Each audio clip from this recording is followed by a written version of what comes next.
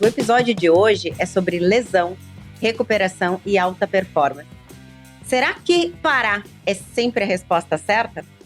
Todo mundo ama treinar, não é mesmo? Mas poucos conseguem se manter treinando sem lesionar. E para isso eu trouxe aqui o pessoal da Fisioprime. É a galera que me mantém treinando, mesmo fazendo altos volumes de treino. Gente, muito obrigada por terem aceitado o convite. Obrigado, Thaís. Eu vou falar um pouquinho sobre a Fisioprime aqui para vocês. Com mais de 20 anos de experiência no desenvolvimento e aplicação de protocolos e tratamentos na prática esportiva de elite, nasceu em 2021 a Fisioprime. A clínica foi criada para oferecer o que há de melhor em tecnologia e protocolos de atendimento para quem pratica atividade física. Hoje, corredores representam grande parte dos atendimentos. E por isso a Fisioprime conta com uma metodologia específica para esse público. Seu propósito é levar ao público em geral o mesmo padrão de cuidado e tratamento utilizado com os atletas de elite. Esse time é pesado. Para iniciar esse episódio, me respondam: performance é sorte? E agora? Excelente pergunta. Calma aí, vamos deixar para responder no final.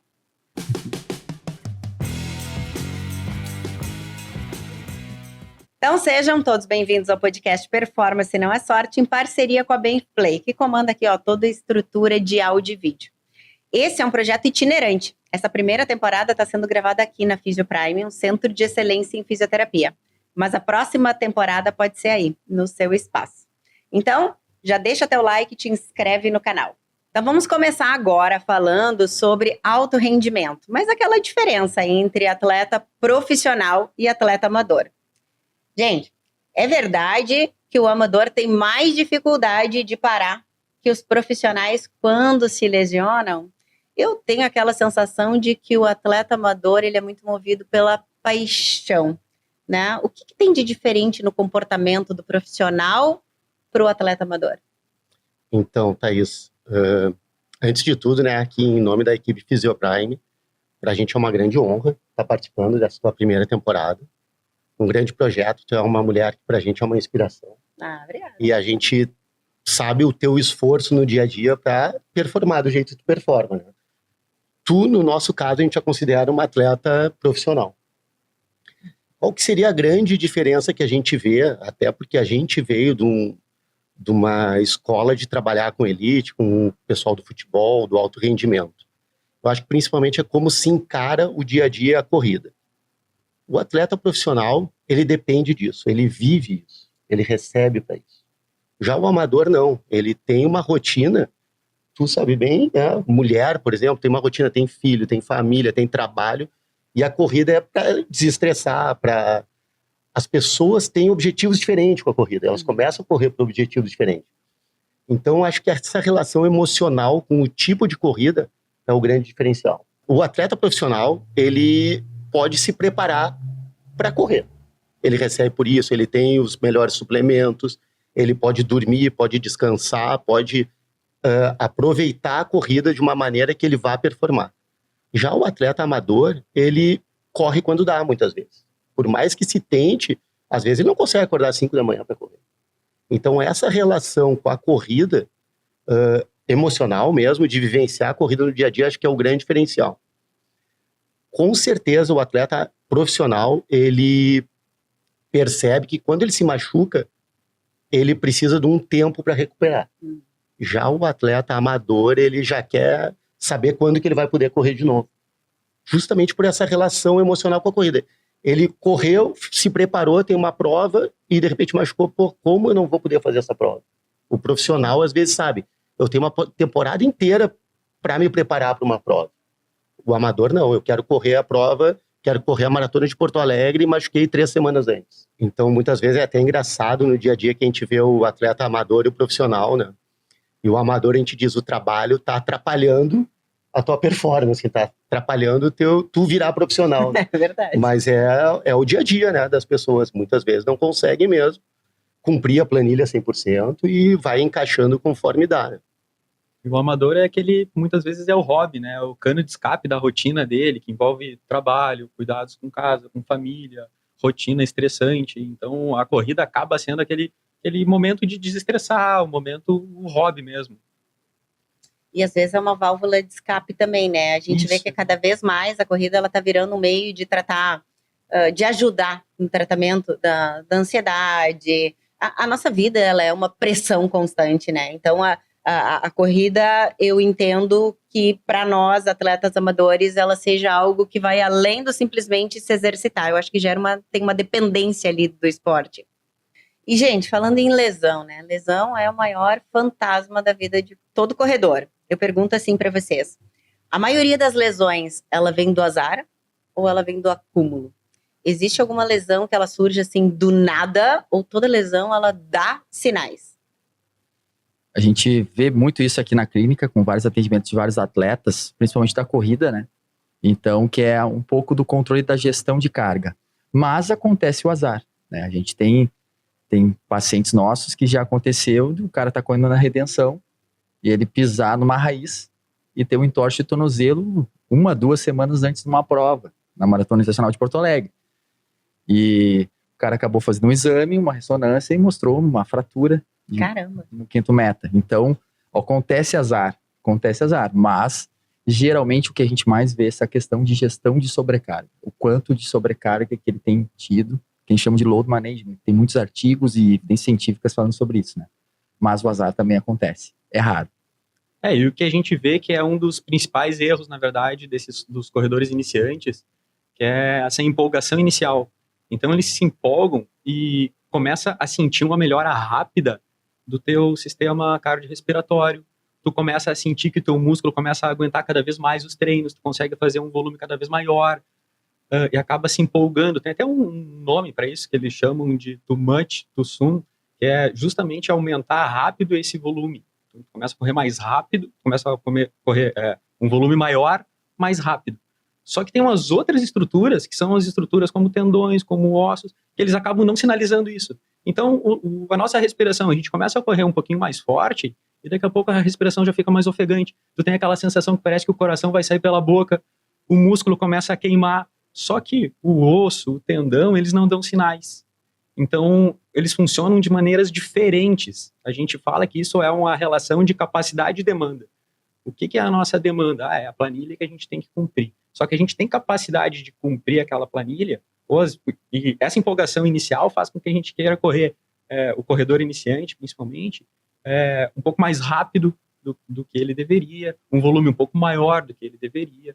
E isso é uma das coisas que é justamente o que o Maurício estava falando agora, e que é mais estudadas em vários esportes, inclusive na corrida. Então tem um artigo que foi feito por um pesquisador super famoso aí, que pesquisa sobre relação de cargas de corrida, e que ele estudou mais de 5.200 corredores, então é uma galera aí que ele conseguiu pesquisar, e que ele viu um dado bem interessante, que os picos agudos, ou seja, uma única sessão, onde o volume dela aumenta 10% ou mais da maior sessão dos últimos 30 dias, aumenta muito o risco de lesão. E onde que essa lesão acontece? Pode ser ou no joelho, que é no tendão, ou nas estruturas na volta do joelho, que algumas pessoas já conhecem, que chama pata de ganso, ou o tensor da face lata, ou fascite, que são estruturas que não dão sinais. Então, a respiração, a gente tem o sinal. Tu fica mais ofegante, tu começa a perder performance, o músculo começa a queimar, tu fica dolorido outro dia. Só que essas estruturas não. Então, quando ela começa a incomodar, é uma das coisas que também vai diferenciar o atleta profissional e o amador, que o Google estava falando agora. Porque o profissional vai ter noção, ele conhece um pouquinho melhor o corpo dele, e ele sabe que de manhã, quando ele acorda, ele pisou no chão, tem uma dorzinha na canela, uma dorzinha no pé, que ele já começa a relacionar com outro treino. E às vezes o amador não consegue fazer esse link. Quando ele começa a perceber, às vezes é um pouquinho tarde demais, e ele já está adaptando a corrida, ou ele começa a pular sessões de treino. E é muito importante, né, essa percepção inicial, porque toda patologia, quando a gente consegue pegar ela no iniciozinho, a gente consegue ter uma resolução muito mais rápida, não? Exatamente. Quanto antes a gente consegue identificar esses sinais. Ou aconteceu dessa dor começar a adaptar o estilo de corrida, principalmente, que já é um sinal importante, e tu já faz uma intervenção rápida nisso, a resolução é muito mais rápida, sem dúvida. É interessante, porque voltando ali que a gente falou de atleta amador e profissional, que o profissional realmente ele se dá conta e ele sabe, foi uma coisa que a gente estava conversando antes, ele sabe a importância de um treino, por exemplo, na Z2, de manter um ritmo, um pace não tão rápido, né, não tão baixo, E às vezes o atleta amador não, ele quer acelerar, quer fazer cada vez mais rápido, né? Então isso também faz muita diferença entre o cara que já tem uma experiência na corrida, que sabe respeitar esse tempo que o treinador às vezes pede, e é que dá as brigas entre treinador e aluno, né? Porque o aluno não respeita e daí sente. Então é isso que é legal. E justamente esse tipo de treino de volume em Z2, que está sendo super falado e super conhecido agora cada vez mais, mas é uma metodologia de treino já antiga, ele ajuda muito nessa questão de adaptar e capacitar o corpo ao impacto. Então, aquele treino mais forte que a gente faz vai ser para melhorar a performance. E esse treino longo em Z2, que é muitas vezes mais lento, vai capacitar as nossas estruturas, a base para o corpo conseguir suportar o treino mais forte e a performance esportiva. Tem um médico muito famoso, o Scott Dyer, um pesquisador de joelho. Tem um artigo dele de 2005 ou 2015, não lembro do ano. Mas ele fala da dor patelofemoral. E ele é engraçado, porque ele é um médico muito meio raiz, né? Eles chamam, porque ele fez uma cirurgia de artroscopia no joelho dele, nele mesmo, sem anestesia, para ver qual que as regiões do joelho são inervadas e doíam. Então ele viu que ele só tinha dor na região da sinovial, e no osso subcondral. Então na cartilagem não tinha dor. Ali que veio da dor de cartilagem, que não tem dor na cartilagem, ela não tem a parte neural, né? Então esse cara, ele mostrou que chamam de equalização de cargas, que é exatamente isso que a gente está falando. O joelho, ou qualquer estrutura, tendão, músculo, ele precisa de um leve nível de sobrecarga. Então, ele precisa de um estímulo mínimo. Se ele passar esse nível para baixo, que é a equalização de carga abaixo, ele está subtreinando. Então, o tecido não está adaptado a uma resposta de treino. Então, quer dizer que o tecido ele não consegue manter uma reforma tecidual, ele não vai conseguir dar uma carga a mais. Então, por isso que a gente fala que o atleta amador, né, ele acha que pode continuar correndo, mas não é. Ele tem que entender que ele vai ter momentos que ele vai ter que fazer um trabalho de mobilidade ou de reforço específico, e com isso ele vai conseguir voltar a correr. Já o atleta, o profissional, não. Ele entende que ele consegue continuar mantendo um trabalho de mobilidade e de força e continuar correndo, só que ele entende o quanto que ele tem que parar. Então são analogias assim de espectro, porque esse cara, o Scott Dyer, fala exatamente isso. A gente não para, mas a gente sabe o quanto que a gente tem que continuar dando de resposta sem gerar uma sobrecarga a mais. Capacidade de demanda sempre, né? É isso aí. Essa relação de capacidade e demanda, exatamente. Qual é o erro mais comum que vocês veem nos corredores que treinam muito direitinho, fazem tudo certo, e mesmo assim acabam se lesionando? É importante a gente entender que a lesão, ela não é uma causa, não existe uma causa só de lesão. Existe todo um sistema que leva a se lesionar. Tem uma autora brasileira, que é a Natália, que ela é super bem vista no meio dos fisioterapeutas e médicos, que ela criou um sistema complexo de lesões. O que é isso? É diferente dos sistemas complexos usados para treinamento, né? Ela demonstrou que a lesão depende de vários fatores, ela é multifatorial. Então, depende do volume de carga, depende do sexo, se é homem, se é mulher, depende da idade, depende se a pessoa já teve uma lesão ou não, porque às vezes o fato de ter uma lesão já te propicia a ter outras, né? Depende da qualidade do sono, de alimentação, então são várias coisas, e o interessante é que essas coisas são dinâmicas. Numa semana pode ser isso, a mulher, por exemplo, numa semana ela está super bem, na outra semana não dormiu bem, ou entrou no ciclo pré-menstrual, já mudou, já balançou, e talvez isso tenha pesado para ela vir a ter uma lesão, mesmo fazendo tudo direitinho. Eu acho também que entrando num desses fatores que ele comentou agora, que é um erro muito comum, é subestimar a carga, né, o volume, né? Eles aumentam muito o volume. Meu treinador me deu 5, vou correr 8, vou correr 10. Não, meu treinador me deu para correr 5 e 10, eu vou lá e corro 4 e 30. Então, isso é uma resposta muito grande para o corpo. Imagina, 1 quilômetro correndo numa intensidade grande em tanto tempo. Então, esses erros são bem comuns deles chegarem aqui. Eu treino de tiro, né? Geralmente a gente sente, os pacientes vêm muito por causa devido ao treino de tiro, que é bastante intensidade, né? Mas os erros mais comuns a gente vê isso, e a gente vê também a questão eles acharem que o tênis vai resolver tudo. É um erro muito comum. Vou trocar de tênis então. Esse tênis aí não tá tão macio, acho que é o outro tênis, vou trocar. É um erro comum que eles falam, eu troco de tênis toda hora. Estou com dor no pé, acho que é o tênis, vou trocar o tênis. Deixa eu ver o que mais. Eu acho que é mais ou menos isso, que uns erros comuns que a gente vê muito aqui. Subestimar também a treino de força, que a gente já comentou, mas também, não vou treinar só corrida. Não, tem que treinar força também, é uma coisa que é muito importante, é um erro que é comum que a gente tem visto aqui. E eu acho que o déficit calórico, né? Também poderia ser um fator. Acho muito, bem importante. muito. A suplementação é muito importante, né? A gente vê, e ainda mais em dia úmido, um dia que tu vai suar muito, é uma prova muito longa, né? É muito importante essa questão da alimentação, da nutrição durante a prova. Aqui eu vou falar, vocês têm muita propriedade para falar sobre isso, né?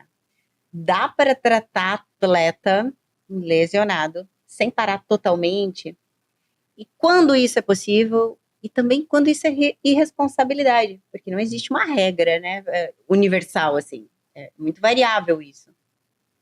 Voltamos já com a que a gente comentou já sobre não parar de correr, e é exato isso, a gente continuando dando uma sobrecarga, ele tem que continuar correndo, mas essa gestão de performance, o quanto que ele pode continuar correndo ou não, né? O volume ou intensidade, isso é tudo tanto pelo treinador e como físio, né? Essa conversa que é a multidisciplinaridade, que é muito importante, que a gente vê cada vez mais que a gente tem essa troca aqui com os professores e nós físios aqui, a gente tem essa troca muito importante.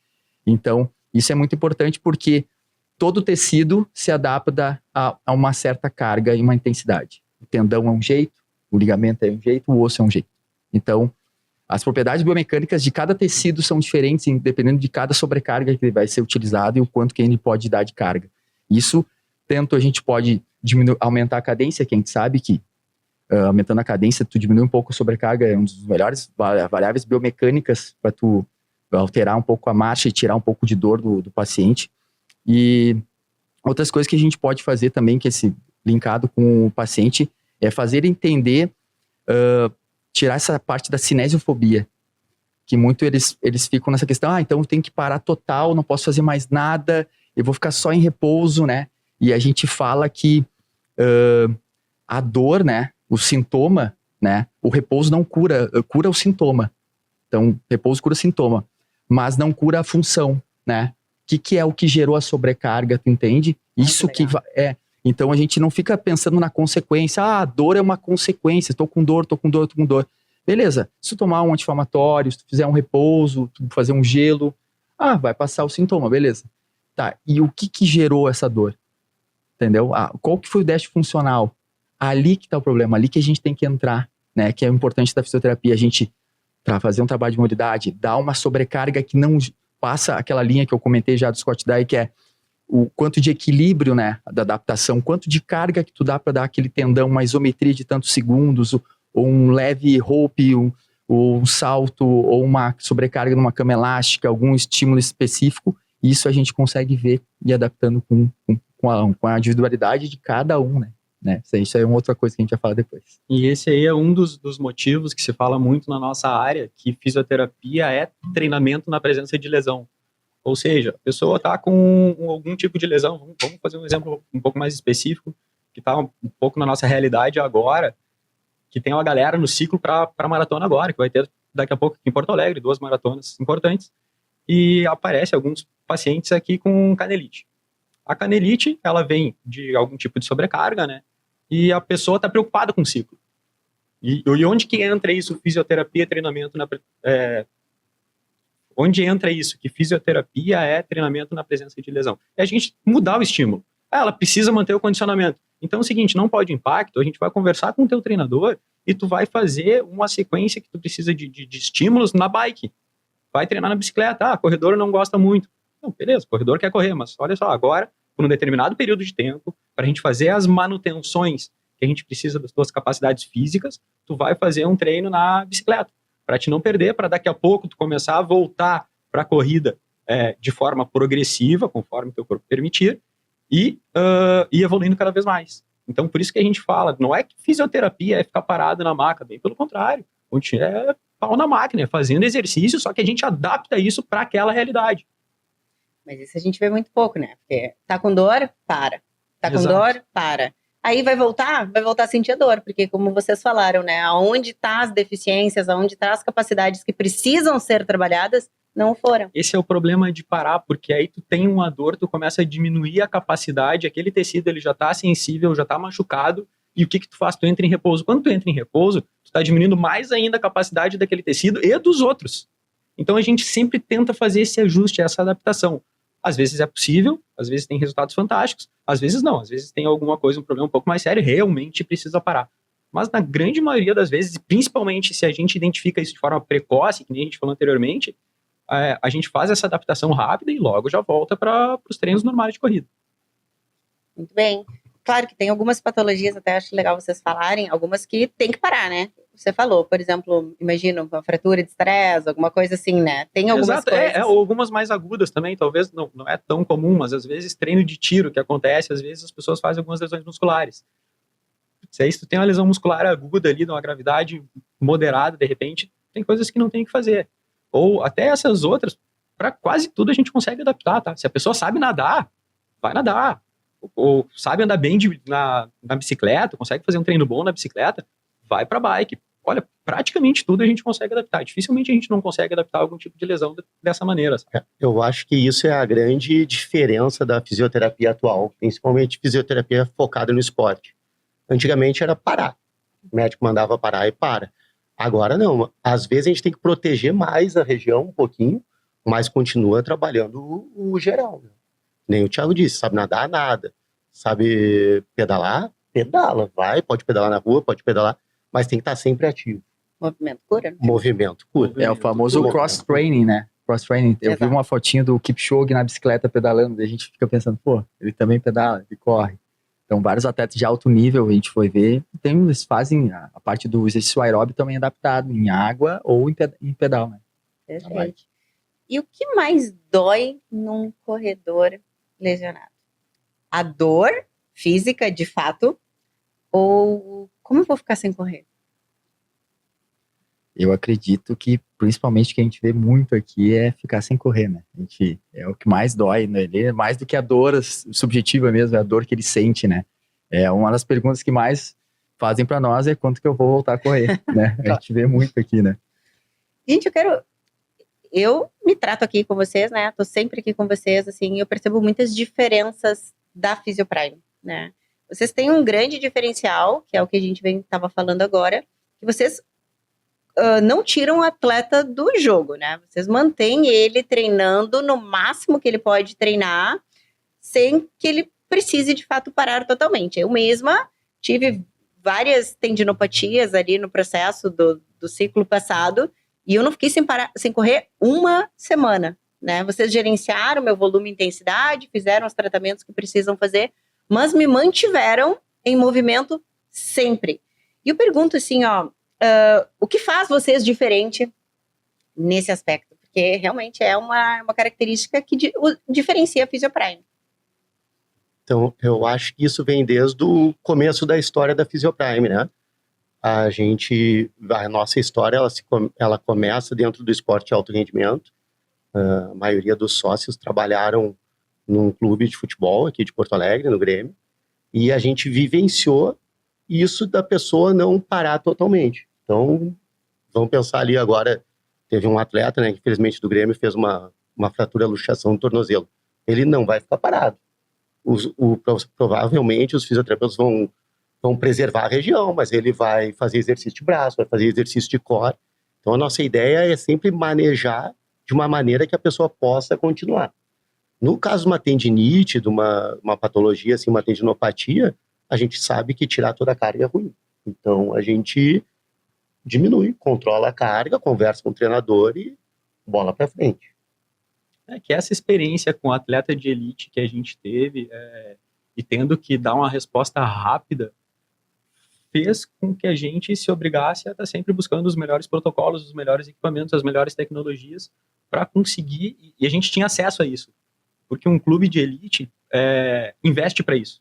Então a gente tem a experiência de ter usado os melhores equipamentos. O que tem de melhor no mundo para tratar determinados tipos de lesões? Então a gente tinha acesso a esse tipo de coisa. E além disso, além de estudar os melhores protocolos, que na verdade estão disponíveis para todo mundo, não tem um protocolo, um programa mágico não é isso. A gente estuda, tem de melhor aí na literatura, só que a gente consegue aplicar isso no ambiente de alto rendimento. Então a gente ter essa experiência com atletas, a gente tem uma experiência contigo, que é uma corredora que treina muito forte, e a gente consegue toda hora, a gente executa uma conduta, a gente já vê a resposta dessa conduta, a gente já ajusta, a gente sempre tenta ajustar e adaptar. Então, por a gente ter tido essa grande experiência, um volume de experiência grande com diversos atletas, isso também faz a gente enxergar as coisas um pouquinho diferente. A gente consegue entender um pouco melhor o que é essa relação de capacidade e demanda, até onde a gente pode puxar, até onde ele pode ir e se sentir bem. Ah, não, se ele passar um pouquinho disso aqui, pode ser que sinta e incomode. Então, vamos programar o treino até tanta distância que tu vai fazer bem. Sentiu bem? No próximo, um pouquinho mais, um pouquinho mais. E a gente vai identificando os sinais. Hoje, não dormi bem essa semana, estou mais estressado, não me alimentei bem. Eu terminei o treino e senti isso. Será que é um alerta para nós? A gente acelera, a gente freia. Então, isso também vem do volume da nossa experiência, de ter executado o tratamento e estar acompanhando atletas aí ao longo desses anos. E outra coisa é a gente saber ouvir, né? A decisão compartilhada é muito importante nesse momento. Então, a gente teve, né, a vivência de trabalhar multidisciplinar, que nem o Maurício falou, e a gente continua trabalhando isso no ambiente clínico. Então, se a gente precisar conversar com o médico, a gente conversa com o treinador, conversa com a pessoa, vê como tu te sente. Porque atletas, principalmente mais experientes, que nem tu sabe, eu sei que se eu for, vai dar. Mas será que vale a pena correr esse risco? Vamos sentar e vamos ver. Isso é importante também. Inteligência emocional também é isso, né? Não adianta, a gente tem que ter sabedoria para escolher o que realmente vai nos manter no jogo por muito mais tempo, né? Como eu falo, longevidade no esporte tem que ser sempre a escolha número 1, né? E agora, lesão, dor, né? Fale um pouquinho pra gente sobre dor. Existe algum tipo de dor que é permitida? Dor é permitida? Tem um pesquisador que é o Rich Will, e ele fala exatamente que tu pode, tem uma escala análoga visual, que tu diz de 1 a 10, né? E ele fala que tu pode continuar correndo, né, dos estudos que ele fez com corredores, que até nível 3. Então, até nível 3, tu sentindo uma leve dor, tu pode continuar correndo, né? Não é tu que é todo atleta de alto nível sente dor. Isso aí, faz parte. Faz parte. Um atleta de alto nível sente dor. Mas o atleta amador é diferente, né? Tem a questão do dia a dia, ele trabalha, tem que trabalhar, tem que cuidar dos filhos, tem toda essa questão. Tu ficar sentindo dor trabalhando é difícil, né? Então tem toda essa questão. Mas a gente sabe que todo esporte de alto nível, se tu quer ter uma performance, tu vai ter um pouco de dor. E essa dor, tu vai ter que te adaptar a ela, entender ela e ver se é uma lesão, né? Ou se é uma resposta do corpo àquela estrutura, né? Teve agora uma maratona recente que o Drauzio Varela correu e ele abandonou o quilômetro, acho que 30 ou 33. E ele falou bem assim, cara, eu já tive muitas dores em várias maratonas que eu senti, mas essa eu vi que era diferente. E eu vi que ela ia me prejudicar nas próximas corridas, né? Então, eu vi aquela frase dele, falou exatamente. Então, ele sentiu uma dor que ele já tinha sentido, mas que eu nunca tinha sentido. E é diferente das outras. E ele abandonou a prova para ele poder correr outras provas. Isso é uma sabedoria, né? Nossa, muito bem. Precisa de autoconhecimento que não acontece com o iniciante, né? Porque ele nem tem essa vivência ainda, por isso que daqui a pouco o iniciante também se machuca mais, né? Exato. Como a gente diferencia a dor adaptativa, a dor do treinamento? Porque que nem tu falaste, né? Quando a gente quer buscar uma evolução, a gente tem que aceitar que em algum momento a gente vai ter que lidar com dor. Não tem como. Mas da dor perigosa, essa dor do Drauzio Varela, essa dor que a gente sabe que vai lesionar se a gente insistir. Tem alguma uma dica, alguma coisa? O que vocês falariam assim pra gente poder tentar trabalhar essas duas capacidades de uma maneira diferente? Isso que o Maurício estava falando agora já é uma grande dica dessa escala de 0 a 10 e de correr até uma dor 3. Mas tem mais outras coisas importantes, assim, uns outros sinais importantes, que é o seguinte: a dor aumentou da última sessão de treino. Então, tu fez uma sessão de treino e tu teve uma dor 2. E daí, na outra sessão de treino, tu teve uma dor 3. Na terceira sessão de treino, tu teve a dor 4. Opa, tem alguma coisa errada. Aí, dá para dar uma investigada, dá para conversar com o treinador, para saber até onde pode ir, até onde não pode ir. Claro que nem toda dor tu vai procurar um treinador, um médico, um fisioterapeuta. Isso é óbvio. O corredor, a grande maioria deles, isso daí é estudado cientificamente, vai ter dor ao longo do percurso aí, dos treinos. Então, isso é normal. E saber diferenciar isso é muito importante. Então, esse é um dos sinais mais importantes, esse é da intensidade da dor. E tem coisas que, óbvio, é só a experiência, né? Que nem o Drauzio, olha só, super experiente aí, e ele decidiu parar. Isso no meio de uma prova, isso é uma decisão muito importante. Mas o principal é o seguinte, está começando agora, sentiu uma dorzinha, pô, descansa um pouco mais, dá um intervalo um pouquinho maior entre um treino e outro. Fez um novo treino, a dor estava igual, beleza, vamos pro próximo, a dor aumentou, já liga um sinal amarelo.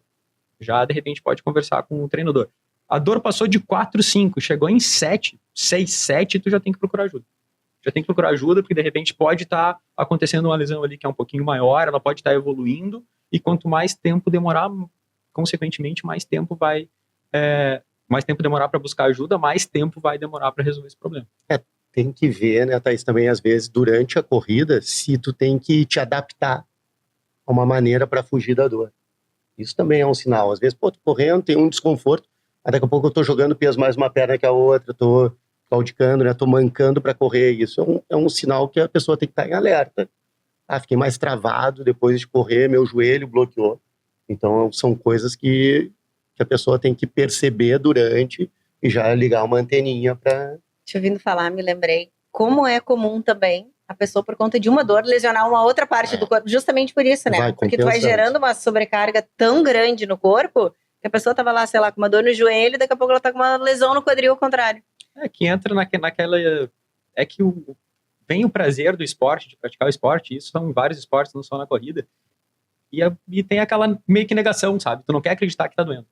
E aí, mas não pode ser, daqui a pouco vai passar e eu vou correr um pouquinho mais, essa dor vai passar e ela não vai passando, ela vai aumentando, e tu não quer parar porque é bom correr, porque tu tá gostando, porque tu tá curtindo, e daqui a pouco tu sabe que se tu parar, daqui a pouco precisa ficar mais tempo parado e perder sessões de treino, e aí começa a adaptar, e aí vem a dor em outras regiões. Então isso vai bem ao encontro do que tu falou antes,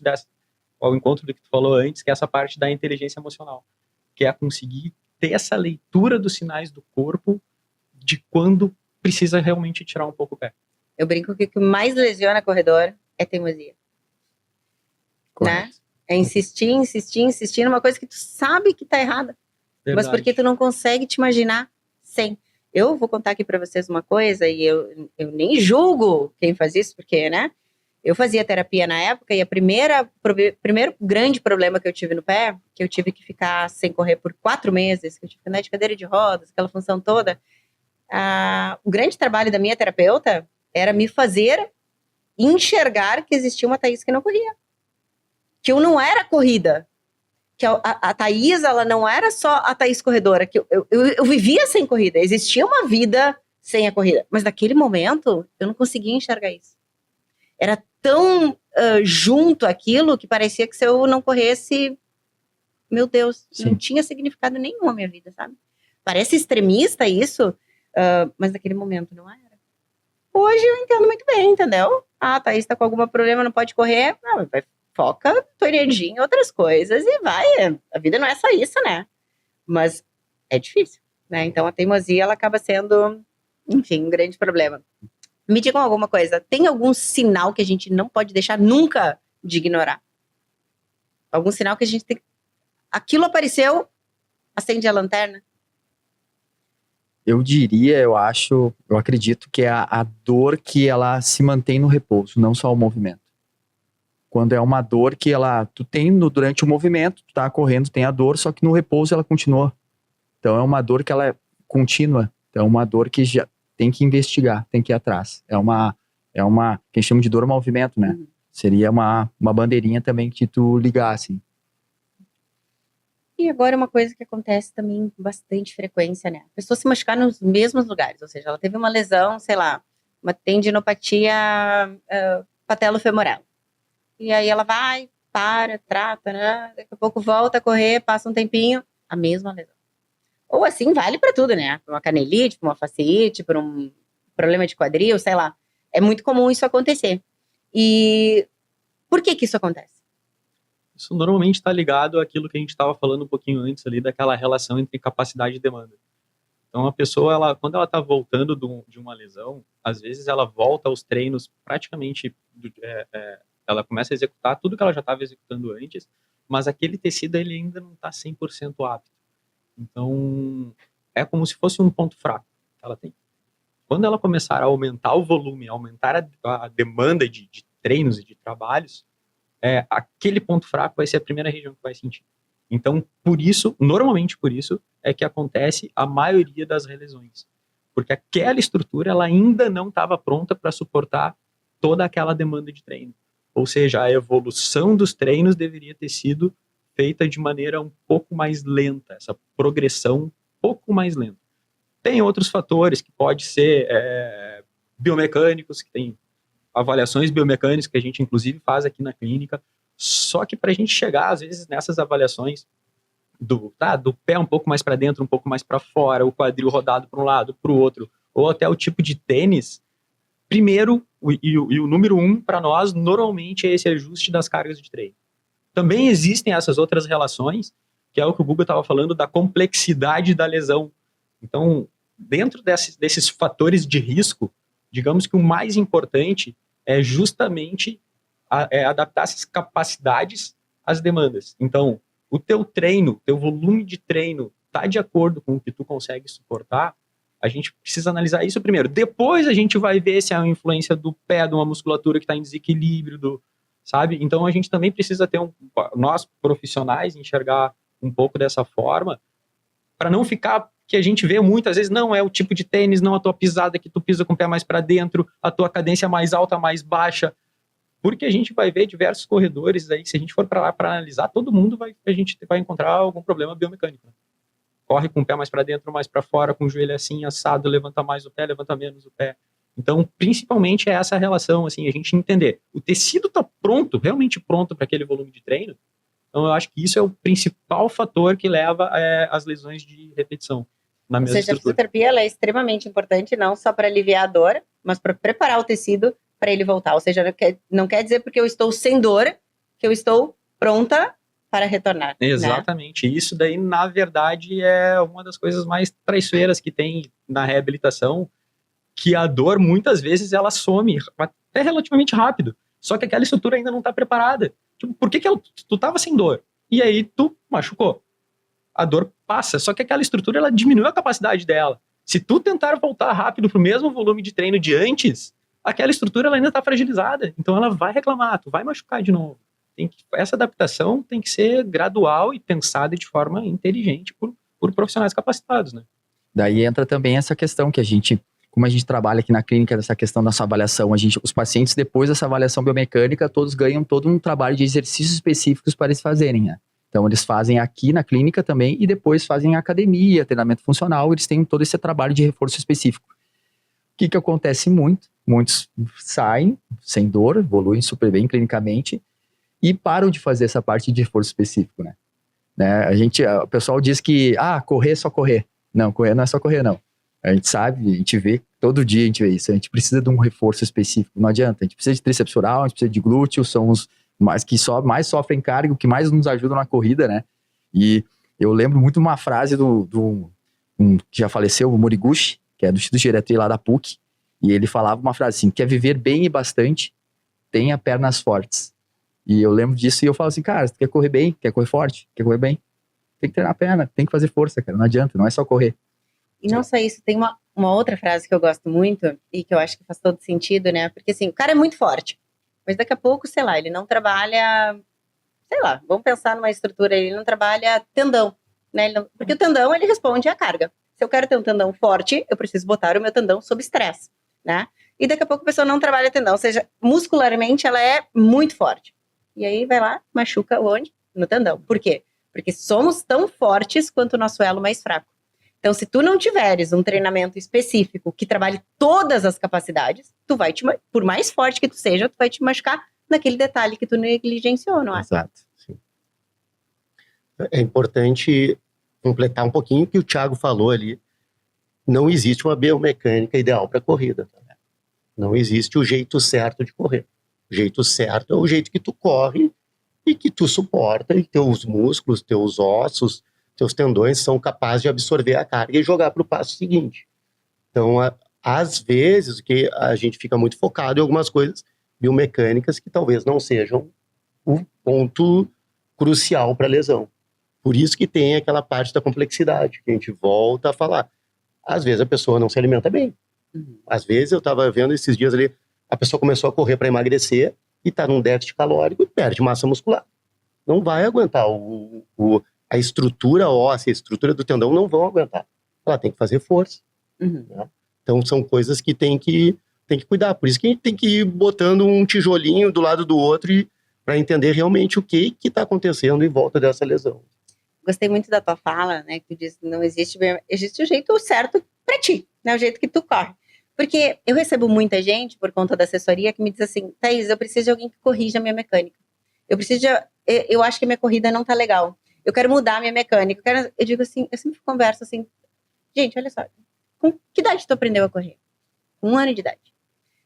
Que idade tu tem? 40 anos. Caramba, tu corre 40 anos. Agora tu quer mudar a tua biomecânica, o teu jeito de correr? O que tu vai ganhar com isso? Tu vai ter toda uma equipe que vai reestruturar o teu corpo de maneira a tua mudança de biomecânica vai gerar um monte de compensações. Tu vai dar conta disso? Né? Então eu queria que vocês falassem um pouquinho mais sobre isso, né? Da questão da mecânica mesmo, a necessidade que o atleta tem de achar que se ele fizer um educativo ali de corrida, ele vai mudar totalmente a sua mecânica e que isso vai super funcionar. E às vezes tu pode até piorar tentando mudar essa mecânica, né? Porque o corpo da pessoa já está acostumado há tanto tempo, que nem tu falaste, que tu vai mudar o jeito dela correr e vai... Outras estruturas que não estão capacitadas para essa demanda, elas podem sentir. Daí vai ter dor no quadril, vai ter dor na coluna. Tem um médico amigo nosso que brinca. A gente não corrige vaso que não está quebrado. O que isso significa? Tá funcionando bem assim? Tá correndo bem assim? Com o pé mais para dentro, com o joelho para dentro? Continua. O que tem que fazer? É o que o Maurício estava falando. Faz um treininho de força. Qual exercício? Qual treino? Treina força geral de perna. Não tem um exercício secreto, o que vai fazer, não sei. Treina força geral de perna, mantém as pernas fortes e vai correr, vai te divertir, porque às vezes as pessoas acabam criando tanta coisa. Eu tenho que ter o relógio certo, eu tenho que ter o tênis certo, eu tenho que fazer o treino certo, que se esquece que correr, bota os tênis e vai correr. Tão simples quanto isso. Só vai curtir o treino, sabe? Eu tenho uma experiência que a gente tem um laboratório, eu trabalho na universidade, na PUC também, a gente tem um laboratório de biomecânica lá. E a gente faz algumas avaliações biomecânicas lá, desde crianças, atletas, a gente tem uma plataforma de força, câmeras em 3D, com sensor infravermelho, plataforma de força, toda essa questão. E até eletromiografia, a gente bota uns eletromiógrafos nos músculos e a gente avalia caminhada, marcha, corrida, a gente já fez avaliação até minha, de atletas a gente já fez. E que a gente vê que a gente consegue mensurar um monte de carga, um monte de dados, perfeito. Mas a gente não consegue mensurar a carga interna, né? Quanto de impacto dentro da articulação, que é uma coisa que é uma das principais. Então, tu vê toda a carga externa, beleza, perfeito, vamos corrigir o cara. O cara corre super bem, não tem o que corrigir. A gente consegue ver o quanto carga interna ele tem naquele quadril dele, que ele sente um pouco de desconforto. Talvez pode ser uma outra relação estrutural. Não pode ser, às vezes, a biomecânica da corrida dele. Então, a gente tem muito essa questão da biomecânica, de avaliar, mas o cara corre bem assim. E aí, tu quer arrumar um cara que corre bem? Então, a gente sempre fala assim, ajustes de performance perfeito. O que a gente mais tem em estudo biomecânico é economia de corrida. Tem algumas coisas que a gente pode melhorar na tua economia de corrida. Tronco, respiração, tem várias coisas, cadência, que a gente consegue, mas ajustar uma biomecânica já tua, que tu nasceu, né? Que é a mesma coisa que corrigir um cara com escoliose que tem 50 anos, né?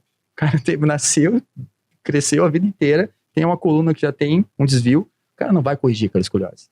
Ele pode fortalecer a musculatura para ter menos dor. Perfeito. Mas corrigir aquela deformidade estrutural que ele teve, a gente não vai corrigir. Uma outra coisa que eu vou linkar biomecânica com o que a gente falou, do não parar, às vezes é importantíssimo, né? Porque muitas lesões, elas acontecem, vamos supor, no joelho. Mas o problema não tá no joelho. Muitas, sei lá, daqui a pouco tem baixa mobilidade de tornozelo. E aí vai gerar uma super, né, exigência do joelho que não precisava pela baixa mobilidade de tornozelo. E aí a pessoa sente dor no joelho, chega lá, não, vamos parar. Para tudo, fica em repouso, ou, né? Volta não sei quanto tempo depois, tá bem, tá sem dor. Mas aquela mobilidade do tornozelo segue diminuída. Vai gerar sobrecarga no joelho de novo e assim vai, né? Ou seja, importante que vocês expliquem também um pouquinho sobre isso, né? O quanto muitas lesões não têm origem no local onde dói, onde se trata a dor, né? E que se não corrigir a outra parte, possivelmente vai voltar a ter dor. Eu tenho um caso clínico desse aí, exatamente esse caso de tornozelo, eu tenho que contar. Então, um paciente chegou com dor lombar, né? E por isso que é importante a avaliação, né? A avaliação é muito importante, você tem que ser criteriosa. Eu não avaliei esse paciente, né? Esse paciente, ele chegou para mim depois, foi num outro local que eu trabalhava na época, e ele tinha uma dor lombar, e a gente tratava a lombar, e o paciente saía super bem sempre da sessão, evoluía clinicamente, e ele voltava com dor. Daí, fazia sessão, ele melhorava, ficava super bem, daí ele voltava com dor. Até que um dia, eu olhei ele indo embora, e ele claudicando. Claudicava, sempre com a perna esquerda, claudicava. Eu, não, peraí, chamei, ele voltou assim. Cara, o que foi esse tornozelo? Não, tem histórico de cirurgia. Ah, não. Avaliei, tinha déficit de mobilidade de tornozelo. Ele voltou, eu refiz a sessão só de mobilidade de tornozelo, tração, tudo mobilidades. Ele voltou na outra sessão, sem dor lombar. Foi um caso de déficit de mobilidade de tornozelo, que ele compensava o dia inteiro caminhando, claudicando, que gerava um tilt pélvico e gerava uma dor lombar. Então é um caso exatamente o que tu falou agora, eu lembrei na hora. Então é um caso disso. Por isso que a fisioterapia ela acaba sendo muito importante, não só para o manejamento da dor, do processo inflamatório ou do que for, né? Mas para reequilibrar o corpo de maneira que você fique bem para voltar a correr e consiga correr sem dor e sem ter que relesionar, digamos assim, né? Exato. Fale um pouquinho para a gente do fortalecimento agora. Eu quero que vocês traçam um panorama aí. A gente sabe que o corpo forte é a base, precisa ter. Mas o que vocês... chega aqui o atleta, não faz fortalecimento, o que vocês orientam ele a fazer? Normalmente, o mais comum é a pessoa não ter tempo na rotina dela para conseguir fazer o fortalecimento. Então, ela acaba precisando escolher. Ou eu fortaleço, ou eu corro. E aí, ela acaba escolhendo por correr. Pelo prazer da corrida, pelo hobby, enfim. Mas, de maneira geral... o ideal é que a pessoa consiga manter uma rotina de fortalecimento. Porque a corrida em si, não é que tu não ganha força, mas tu ganha até certo ponto. Tem coisas que é só fazendo treinos de força para a gente conseguir ganhar. E quando a pessoa começa a evoluir na corrida, a gente vê muito aqui, os primeiros quilômetros, 5, às vezes até 10 quilômetros, a pessoa até consegue só colocar o tênis e correr 2, 3 vezes por semana bem. Mas normalmente quando começa a aumentar um pouquinho, ou até a intensidade nesses 10 quilômetros, ou começa a aumentar os volumes, a falta de um fortalecimento, ela começa a cobrar. Então, as musculaturas que precisam, são as propulsoras da corrida, né, que o Maurício estava comentando ali, panturrilha, quadríceps, glúteos, a gente precisa fazer um fortalecimento extra delas para conseguir, principalmente, performar melhor, né? E também para diminuir esse risco de lesões. É importante a gente lembrar também que o músculo ajuda a absorver carga, né? Então, se tu tiver um músculo fraco, essa carga vai para algum outro lugar. Óbvio. Ou vai para a articulação, ou vai para o tendão. Então, o ideal é tentar manter pelo menos 2 vezes, né? Um trabalho de força. Não precisa ser complexo e nem extensivo, né? Mas objetivo. Mais objetivo. Inteligente. Para aquilo que a gente precisa de fato. Bem, agora eu pergunto assim para vocês. Ansiedade. A ansiedade de perder performance. Parece que assim, eu treinei, mas se eu tiver que parar, ou fazer natação, ou fazer bicicleta, ou o que for, o quanto isso vai me destreinar. Isso gera uma ansiedade gigante no atleta, especialmente no amador ali, né? Que tem as suas provinhas ali, que definiu, e aquilo meu Deus, é tudo, e não diminuo, mas quanto isso atrapalha na reabilitação, numa melhora de uma lesão, por exemplo, essa ansiedade toda em voltar, essa pressa por querer voltar? Eu acho que isso atrapalha bastante, assim, porque essa ansiedade do próprio atleta, do atleta amador que a gente recebe aqui, atrapalha tanto o tratamento, assim, porque ele fica com aquele anseio de voltar. O próprio fisioterapeuta se sente um pouco culpado às vezes, né? Eu sei que eu corro também, né? Então eu fico com aquela dupla culpa de tentar fazer ele voltar mais rápido, mas a gente sabe que o tecido, ele demanda de um tempo de cicatrização específico, ele demanda um tempo de resposta, ele demanda se adaptar à sobrecarga, que a gente comentou bastante aqui, e ele tem que entender sobre isso, a gente tem que explicar pro paciente, né? Essa troca dele entender qual a patologia e a importância dele fazer um trabalho de reforço, e essa troca que a gente tem com o paciente também reduz essa ansiedade dele, né? Isso é importante dele entender o que ele tem, né? A gente tem muito, aqui na fisioterapia, aqui na clínica, a gente tem muito essa troca com o paciente de ele entender o que ele tem, quanto tempo ele vai demorar para curar ou não, vai ter que esperar muito mais tempo, menos tempo, E essa troca vai diminuindo essa ansiedade, assim, a gente vai conseguindo conversar bastante sobre ele. O que é bom é assim, né? A fisioterapia agora ela tem uma parte muito forte de educação, né? Educar realmente o paciente, o atleta, que nem o Maurício falou, no que ele tem. E o que é interessante, assim, principalmente no nosso modelo, e outras clínicas também têm esse modelo, é que muitas vezes o paciente chega aqui e acaba se identificando com outras pessoas, né?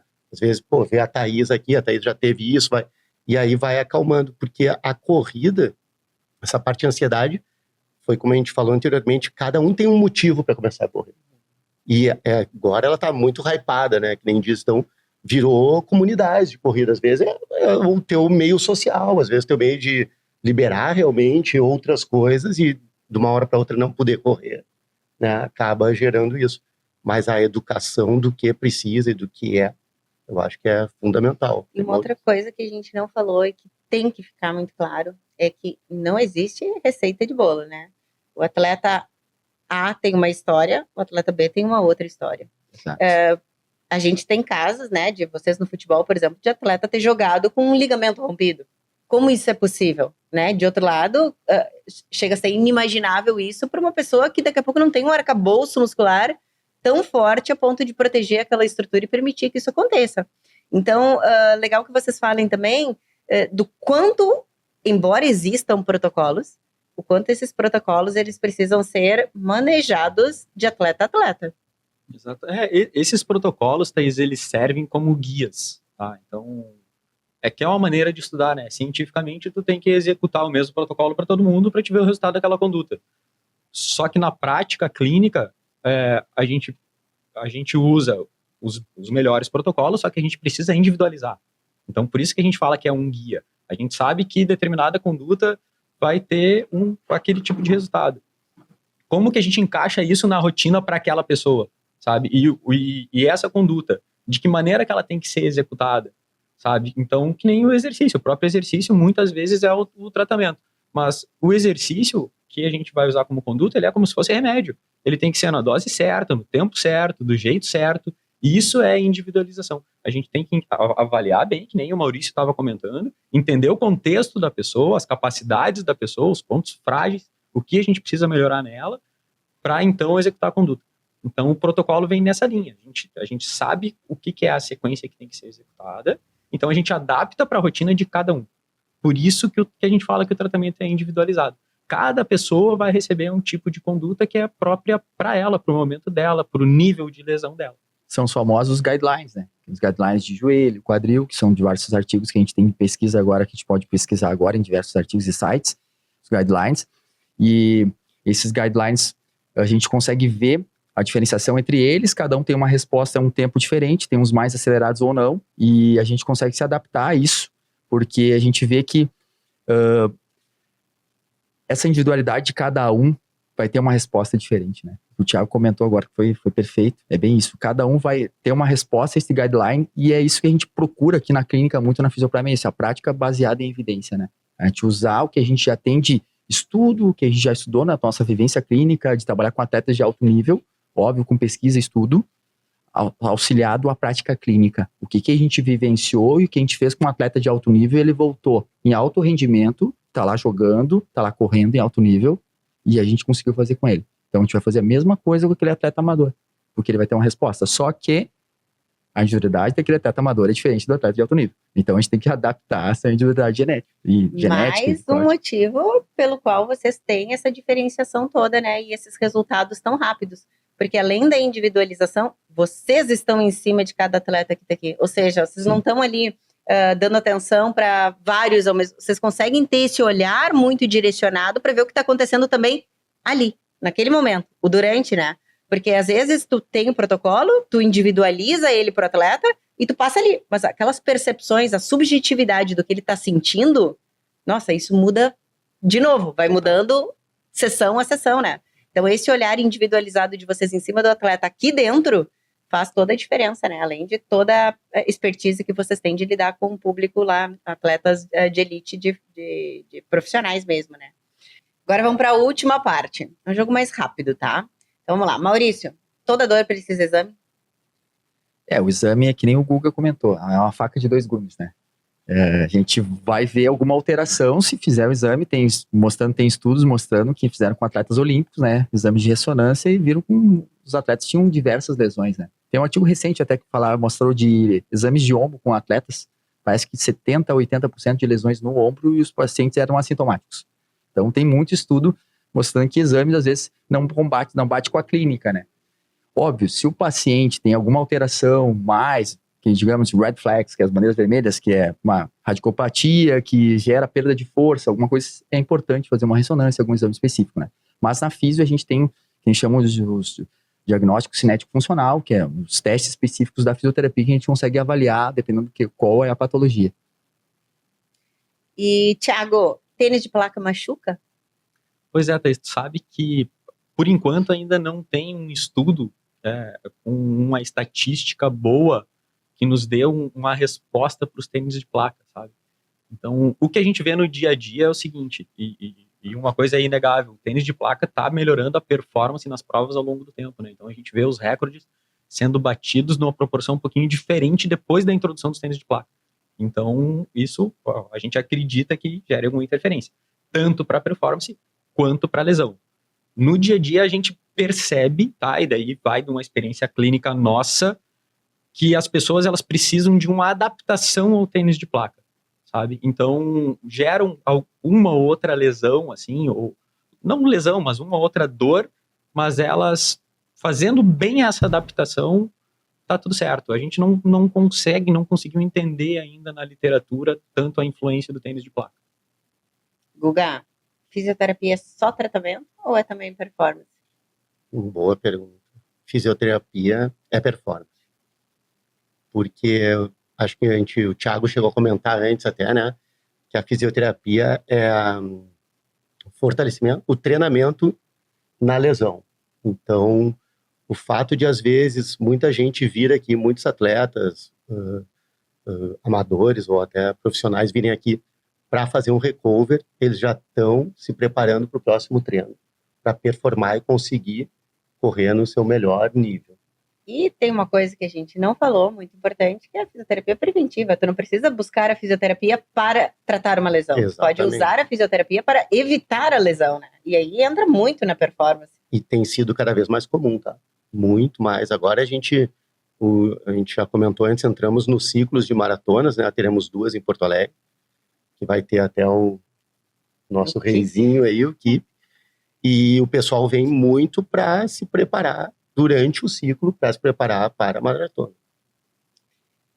Maurício, performance começa no treino ou começa na recuperação? Começa na recuperação, né? Eu acho que os dois são importantes, mas eu acho que a recuperação é muito importante. A gente vê que o melhor recovery, isso aí tem artigos científicos, mostram, é o sono, né? Dormir bem, se alimentar bem, é o melhor recovery. Não existe. Mas a parte do reforço, a parte de fortalecimento, mobilidade, tudo influencia. Mas vai chegar um momento que tu vai precisar de uma terapia manual, de uma liberação, dependendo da sobrecarga que tu impor teu corpo vai pedir, né? Por isso que é importante essa parte da recuperação, né? Até porque sem uma boa recuperação, tu entra sempre nos treinos importantes, treinos de qualidade com uma subcapacidade, né? E tu sente isso, né? Total. Tu sente, eu corro também, então quando tu corre cansado, que tu viu que, nossa, eu precisava ter descansado, precisava ter feito uma liberação, precisava ter feito uma botinha, precisava de uma pistolinha, e tu vai correr, tu sente, o corpo ele avisa, assim. Tá esticando a corda, sensação Exato. de que eu tô esticando a corda e que ela vai romper. Thiago, existe um padrão ideal para correr? Esse aí é um dos grandes mitos, né? Se tentou por muito tempo aí tentar identificar o movimento dos braços, a respiração, o movimento das pernas, a cadência. Mas hoje, se a gente visualizar esses atletas de elite, principalmente Kipchoge, que está vindo aqui para Porto Alegre, a mecânica da corrida deles não é aquela mecânica perfeita, né? Então a gente identifica esses padrões nos atletas de elite. E aí eu queria ver quem que tem coragem de treinar ou de tentar criar um padrão de corrida melhor num recordista mundial, sabe? O cara corre daquele jeito, tá dando certo, tá batendo recorde, segue o jogo. E aí, Guga, tu teria coragem de corrigir o Kipchoge? Não tem como, né? Não tem como. Mas isso é engraçado, né? Porque Antes, quando a gente estava conversando aqui, eu fiquei pensando e lembrando da orla no final de semana. Às vezes a gente está parado ali, esperando o pessoal chegar da corrida, e tu vê inúmeros tipos de pessoas correndo, né? De padrões de corrida. Um corre balançando mais o braço, um corre mais curtinho, um corre com passada mais aberta. Então é que nem o Thiago disse, não tem um padrão ideal. O padrão ideal depende da pessoa, e depende da pessoa estar bem, estar feliz, estar conseguindo absorver o impacto e jogar para o próximo passo. Não tem. Se ela está conseguindo correr e não está atrapalhando, esse é o padrão ideal dela. Se ela precisa adaptar, se está atrapalhando a corrida, se está gerando lesões, talvez aí a gente precisa mexer em alguma coisa. E Mas para só isso, vocês fazem uma avaliação completa aqui, né? Conseguem identificar o que precisa ser corrigido e já direcionam essa Exatamente. correção. E padrão de corrida é muito difícil de mudar, tá? Foi que nem a gente conversou antes, que tu falou, a pessoa começou a andar com 1 ano, 2 anos, vem ao longo do tempo fazendo isso nesse mesmo modelo, o Maurício também comentou, é muito difícil mesmo, não pensa que é chegar, não, tu corre com o médio pé, tu quero que tu corra com o antepé. É quase impossível. E agora eu vou voltar para a pergunta inicial, quero que os 3 me respondam a sua opinião. Performance, depende de sorte? Performance depende de N fatores. Talvez a sorte faça parte, mas a pessoa tem que investir muito para chegar na performance. Maurício? Eu acredito muito na resiliência, né? Eu acho que na disciplina. Eu acho que tu acordar todo dia de manhã e vou treinar, tu acordar todo dia de manhã e vou dormir mais cedo, vou me alimentar bem, né? Essa disciplina, eu acho que é muito importante, né? O cara ser uma performance top, ser um grande atleta. Para mim, a performance é mais ou menos isso que o Maurício estava falando. Performance é tu tomar boas decisões e executar ela todos os dias. A consequência disso, e não só no esporte, é meio que na vida. Tem que ter boas decisões que elas vão ser tomadas e tu executar dia após dia, e isso vai te deixar cada vez melhor. Se você quiser sustentar a performance, tem que começar cuidando e respeitando o corpo que te leva até ela. Esse foi nosso episódio do Performance Não é Sorte com os nossos convidados da Fisioprime. Obrigada a todos que nos acompanharam até aqui. Até mais.